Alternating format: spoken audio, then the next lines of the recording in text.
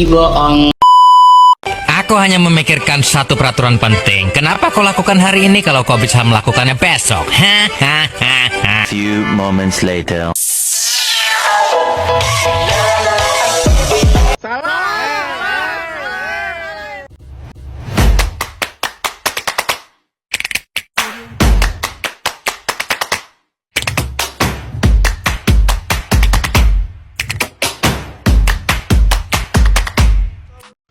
Baik, assalamualaikum warahmatullahi wabarakatuh. Alhamdulillahillazi anzala rasulahu bil huda wa dinil haq liyuzhirahu ala dini kullih walau karihal kafirun walau karihal musyrikun walau karihal munafikun. Asyhadu an la ilaha illallah wa asyhadu anna Muhammadan abduhu wa rasuluh la nabiyya ba'd amma ba'd. Baik, sebelumnya di sini perkenalkan nama saya Nova Amelia Safitri akan menjelaskan ulang materi tentang etika pendidikan yang diampu oleh dosen pengampu mata kuliah etika pendidikan yaitu Ibu Dr. Eva Iriani SPDI MPDI. Baik, di sini materinya terdiri dari etika dan moralitas, kebebasan, suara hati, tuntutan moral, hedonisme, pengembangan diri, nilai, dan sanksi. Baik, langsung saja ke materi pertama yaitu etika dan moralitas. Apa sih etika dan moralitas itu? Etika adalah berasal dari bahasa Yunani ethos yang artinya karakter atau watak. Ilmu yang mempelajari mana perbuatan yang benar dan mana yang salah. Cabang filsafat yang membahas nilai dan norma moral. Contohnya yaitu dokter menolak memberi resep palsu meski diberi suap. Ini merupakan tindakan etis. Sedangkan moralitas dari bahasa Latin mos atau mores atau norma atau kebiasaan. Kerangka nilai yang mengatur cara hidup yang baik. Nilai moral diwariskan melalui agama dan budaya. Contohnya ialah menghormati orang yang lebih tua. Nilai moral turun-temurun dalam adat dan agama. Singkatnya, moral menilai perbuatan, etika mengkaji sistem nilai mengapa sesuatu baik atau buruk. Selanjutnya di sini ada prinsip etika dan landasan hukum. Di sini ada terdiri dari 4 prinsip etika. Yang pertama ada otonomi.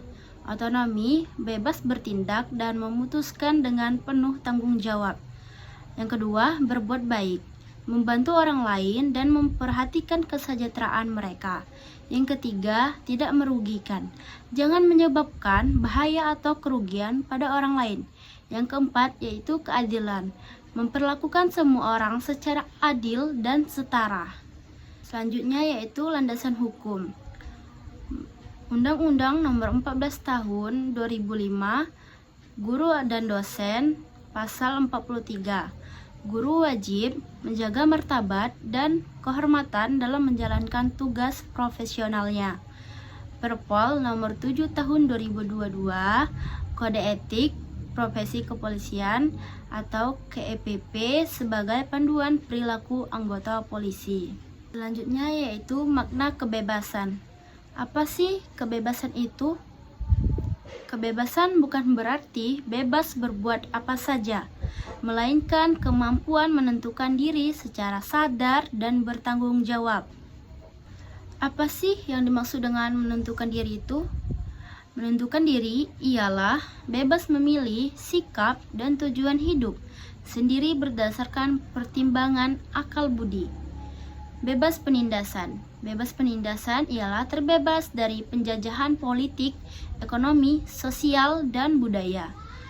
Yang ketiga, kebebasan fisik. Hak untuk bergerak dan mengatur tubuh sendiri secara aman dan bermartabat. Di sini contoh nyatanya adalah kamu bebas memilih jurusan kuliah, tapi tetap bertanggung jawab, belajar serius, dan menyelesaikannya.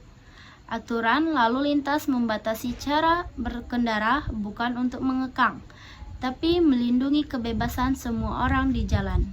Selanjutnya ada suara hati dan tuntutan moral. Apa sih yang dimaksud dengan suara hati?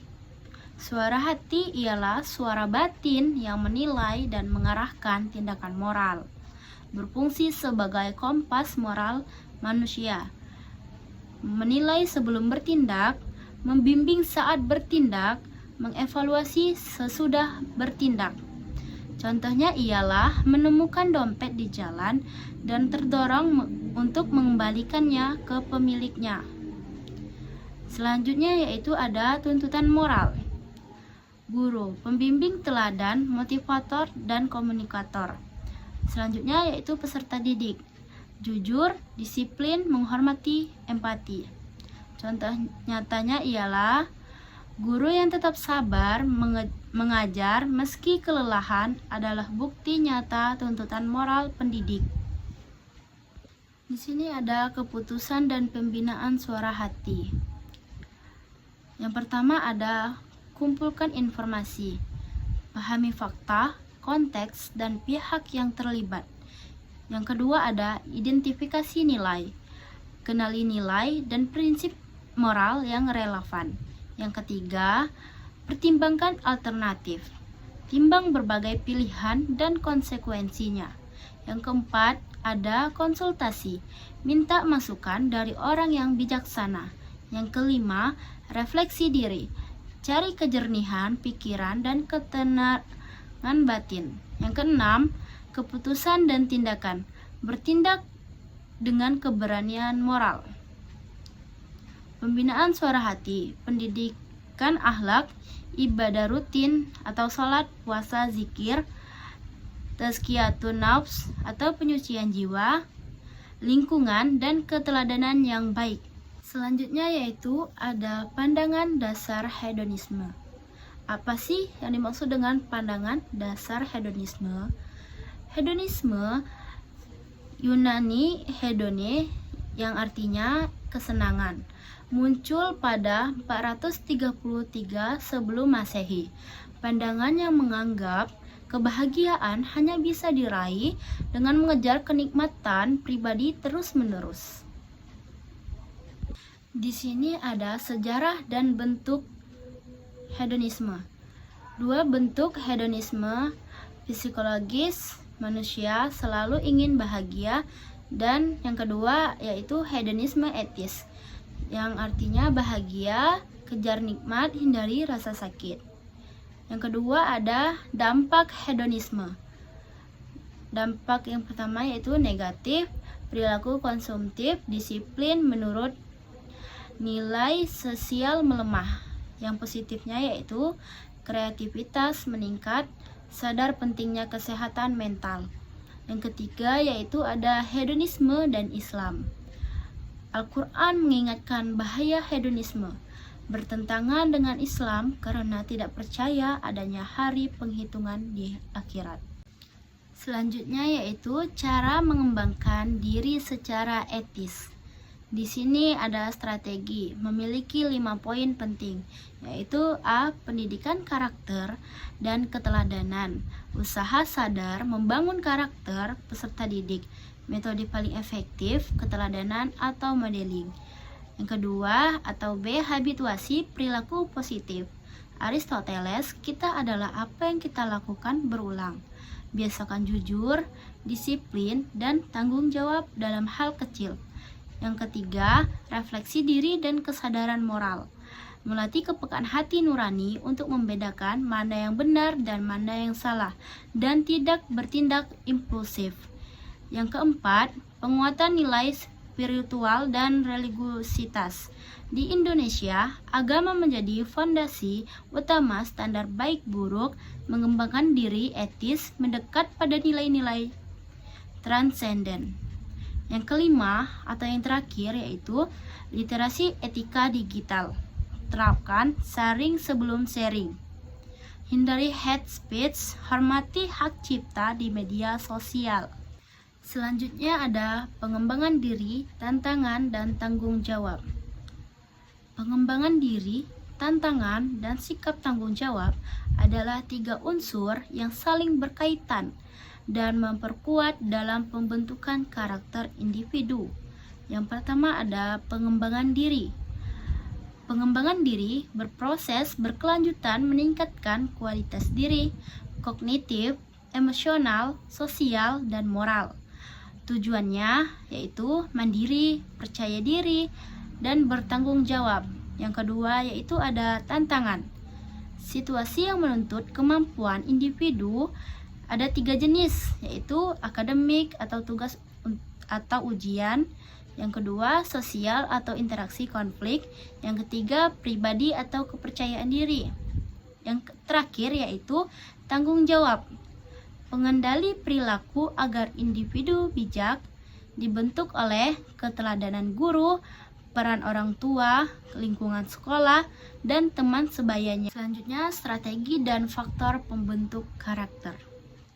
Strategi pengembangan diri terdiri dari 5 poin, yaitu refleksi dan evaluasi diri berkala. Yang kedua, pembiasaan disiplin dan manajemen waktu. Yang ketiga, pengembangan soft skill, komunikasi, kerjasama, kepemimpinan. Yang keempat, belajar dari pengalaman dan tantangan. Tujuannya di sini yaitu kembangkan bakat, tingkatkan kreativitas, tambahkan kemandirian dan tanggung jawab.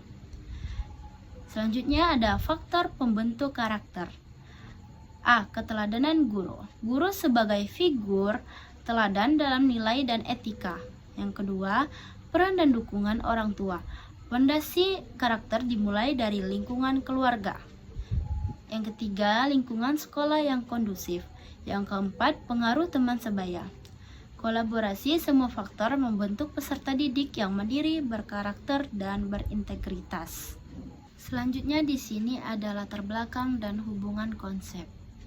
Latar belakang, remaja dan peserta didik berada pada fase pencarian jati diri menuju kedewasaan. Mereka masih membutuhkan bimbingan karena keterbatasan pengalaman dan pemahaman terhadap diri serta lingkungannya. Pengembangan diri sangat penting karena membantu individu mengenali potensi, meningkatkan kepercayaan diri, dan mempersiapkan diri menghadapi tantangan akademik maupun sosial. Tantangan yang dihadapinya tanpa kesiapan diri dapat menimbulkan sikap pasif dan kurang bertanggung jawab. Selanjutnya di sini ada hubungan dan kesimpulan. Hubungan ketiganya yaitu pengembangan diri membekali individu dengan kemampuan dan kesiapan mental untuk menghadapi tantangan. Yang kedua, tantangan menjadi sarana penerapan dari potensi yang telah dikembangkan.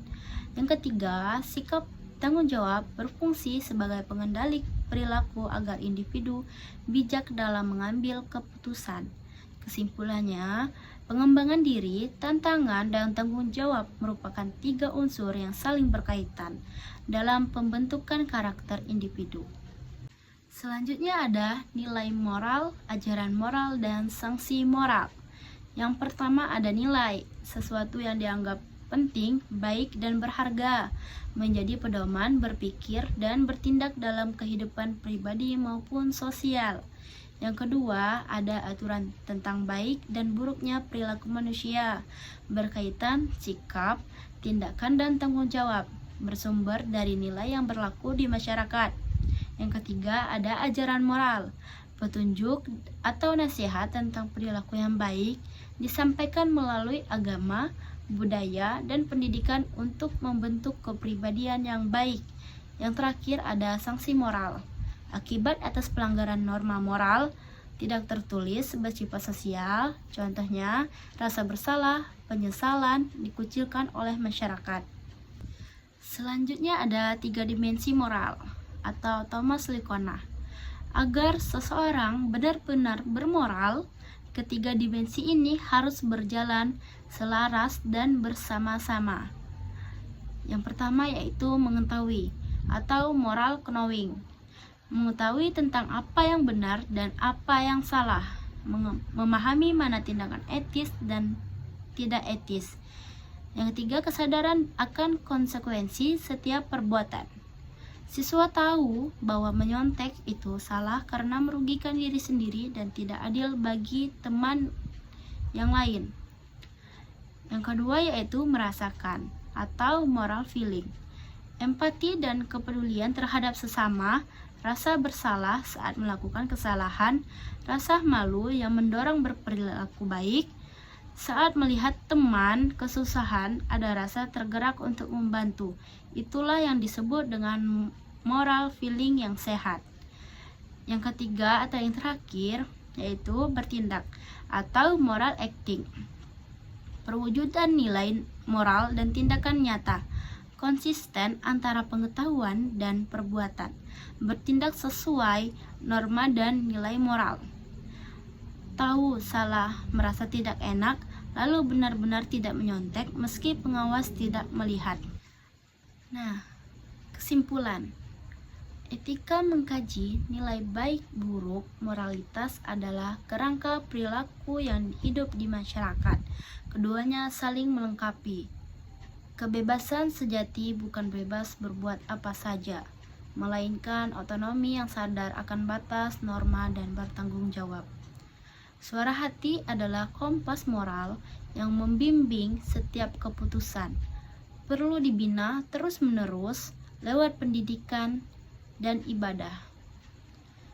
Hedonisme adalah pola hidup yang mengejar kesenangan pribadi. Perlu diatasi dengan pendidikan karakter, habituasi etis, refleksi diri, dan literasi digital. Pengembangan diri, tantangan, dan tanggung jawab saling berkaitan. Ketiganya perlu diperkuat melalui keteladanan, lingkungan, dan strategi yang berkelanjutan. Moral yang utuh terwujud ketika knowing atau tahu, feeling atau rasa, dan acting atau tindak berjalan selaras dalam kehidupan nyata. Baik, sekian materi dari saya. Lebih dan kurangnya saya mohon maaf dan semoga bisa bermanfaat untuk bagi yang menonton. Saya akhiri, wassalamualaikum warahmatullahi wabarakatuh.